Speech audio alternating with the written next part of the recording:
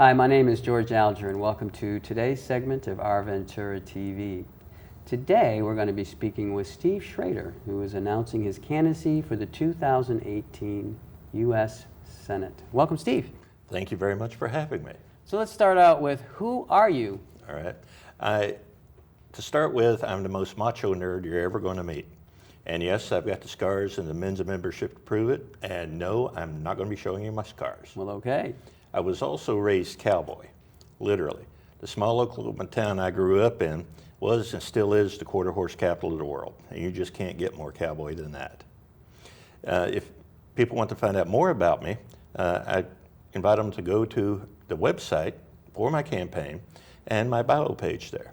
If people want to know anything more in depth about my background, I wrote and published my autobiography. Now, while I can't say the name in polite company, I can show it. Cool. Oh, and the reason I picked that name, while I got the nickname from a supervisor, when I looked back over my life, I found that it was exactly right. Things happen when I'm around.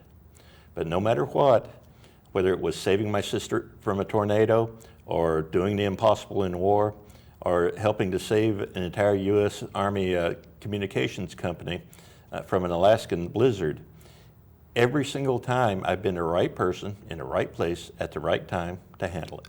Wow.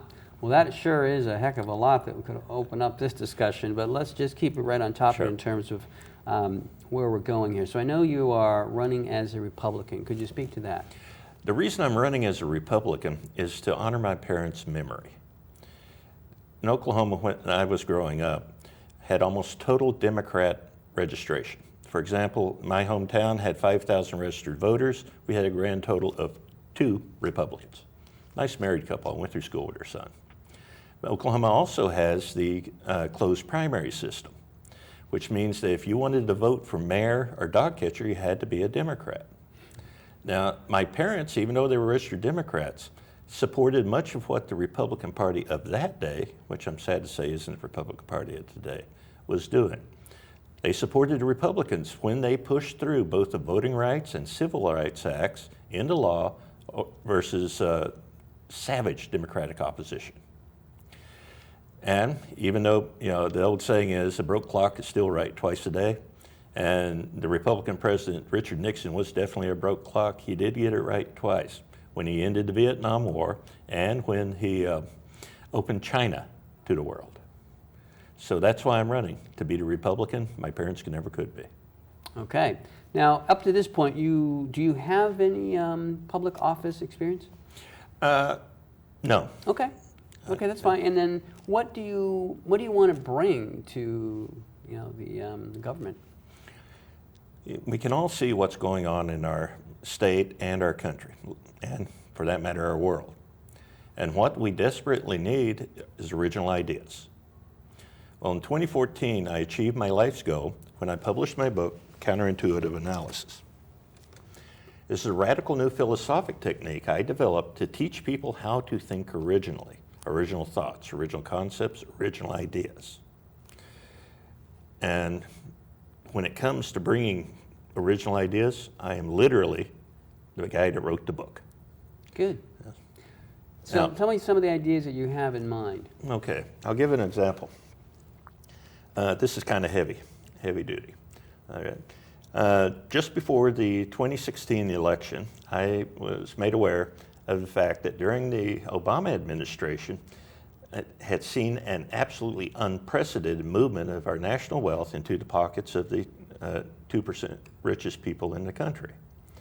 So I did a counterintuitive analysis of it. And in January, what I found was that when Barack Obama had been elected president, and before he was even sworn in, he had ordered that the federal government stop reporting anything volatile in their nation's inflation rate.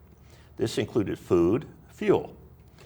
So I did an analysis and checked the stats between what meat, milk, bread, and eggs cost in January of 2009 and January of 2017. I didn't count fuel because the fuel price has not been regulated by our government. It's being regulated by the Saudi Arabians who purposely crashed the oil market a few years ago. But I also threw in rent and real estate. And what I found was that between January of '09 and January of '17, the prices of all those items had gone up over 50%. At the time, the government was reporting virtually no inflation. That's because the price of slide rules really hasn't changed in the last decade. But what this means is that for everyone in this country that draws a paycheck and doesn't get to vote their own pay raises, that once you account for this inflation, every one of us is getting 2/3 of what we should be getting. That's why the economy's run down. That's why there's so much pressure. That's why so many things are going wrong. For example, if we're only making 2/3 of what we should be, we're only paying 2/3 the taxes we should be. And that's why Sacramento and all the local governments are so desperate to raise taxes and create new taxes. And they're still having to cut services because they're being shortchanged, but they still have to pay the full price for those goods and services. Now, as for the 2%ers getting richer, if they only have to pay their workers 2/3 of what their labor is worth, they get to pocket the rest. That's why they made out like bandits. And this is one of the critical things, because the local governments raising their taxes like that is definitely inflationary. We are literally in an economic death spiral. And what I would like to do is to invite everyone that sees this video to contact everyone they know, family, friends, everyone they're in contact with on the internet. Have them contact everyone they know, and them contact everyone they know. And I would like every one of them to be polite and respectful. His title is Mr. President. But I'd like every one of them to flood both the U.S. Capitol building and the White House's phone banks and email servers and the President's Twitter account and tell them that we want to know what the actual inflation rate is. And we need to know backfill us on the information over the last 8.5 years as to what the inflation rate has done, so we can see what damage this policy has actually caused to our economy. Yeah, it would obviously be good to know what the real inflation rate is. How do you propose that we can remedy this? The biggest thing that we have, the people that are hurt the most were the ones at the bottom of the ladder. People on welfare, people that receive Social Security checks, minimum income. Well, at least for the people on welfare and Social Security, I'd recommend we make those forms of income. Matter of fact, any checks the government sends out to an individual, let's make those non-taxable. That way they get an automatic pay raise for all intents and purposes, but without increasing spending. And that will be a bottom-up lifting of the whole economy. And I've always thought it was silly that the government was, here's your paycheck, thank you very much. So that is what I would recommend, how to address that. And once we start, instead of trickle down, it'll be trickle up. Okay. So that also seems like you might bump into some resistance. Definitely, very much so. The only thing I can offer is the actual facts. I ask no one to take my word for anything. Check my facts. Do the research. And if anyone can prove that I'm significantly wrong, I'd love to have them contact me. I'll adjust my analysis, but I do insist they have to prove it. Okay. Now, what I'm trying to do, I've been told, is impossible because of that resistance, among other things. So I guess it's a good thing that the ideal I've lived my entire adult life by, and the motto for my campaign is that nothing is impossible. There are only the things we haven't done yet. Okay. Yeah, I've done the impossible before, and I'll do it again.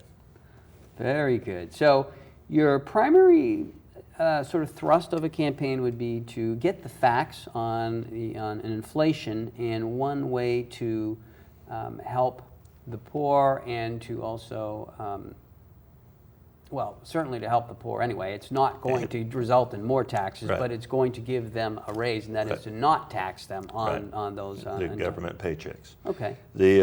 But counterintuitive analysis doesn't only apply to the economy. It can be applied to every single major problem and issue facing our country. I've worked out several of those solutions to those problems that I will be presenting in a series of speeches I will be giving on California's college and university campuses.